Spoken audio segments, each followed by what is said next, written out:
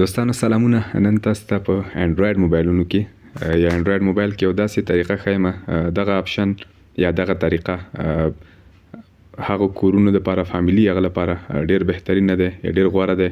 څوک چې مثلا نه غواړي چې د ناشنا نمبرونو څخه ورته زنګ راشي یا پازاب کړی شي، نو کله چې تاسو دغه اپشن فالوئ، دی فالولو سره به تاسو ته د ناشنا نمبرونو او یا هم هغه شمیرې نمبرونه چې تاسو په خپل موبایل او یا هم په سیم کارت کې ثبت کړي نه وي، نو تاسو ته به دې سره دغه ناشنا نمبرونو زنګ نه راځي.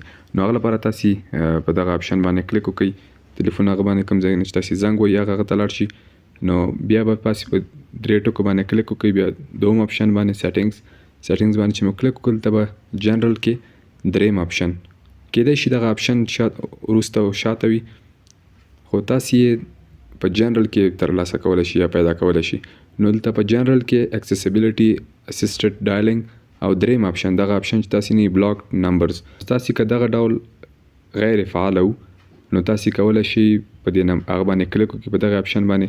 نو کله چې تاسو دغه اپشن فالوئ یا انیبل کوئ، نو دې سره به تاسو ته د ناشنا نمبرونو څخه هیڅ زنګ نه راځي، نه به درته میسج راځي. دلته لیکلي دي you will not receive calls or texts from blocked numbers.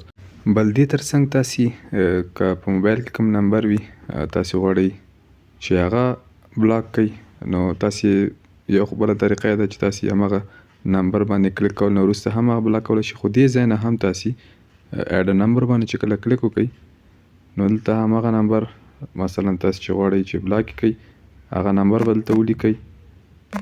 مثلا زه یو نمبر لیکم، نمبر چې دلته ولیکه هغه نه وروسته په بلاک باندې کلیک کوم، نو دې سره تاسو ته لیدلی شي چې دغه یو نمبر اضافه شوی دی، یعنی اډ نمبر بلیک لیست کې یو نمبر اضافه شوی. نو که بیا بیرته غوښتل چې دا ان بلاک کړئ، یعنی ایسته کړئ له دې بلیک لیست څخه، بیا په دغه ځای باندې کلیک وکړئ، هغه نه وروسته په ان بلاک باندې، نو دا نمبر به هم ان بلاک شي.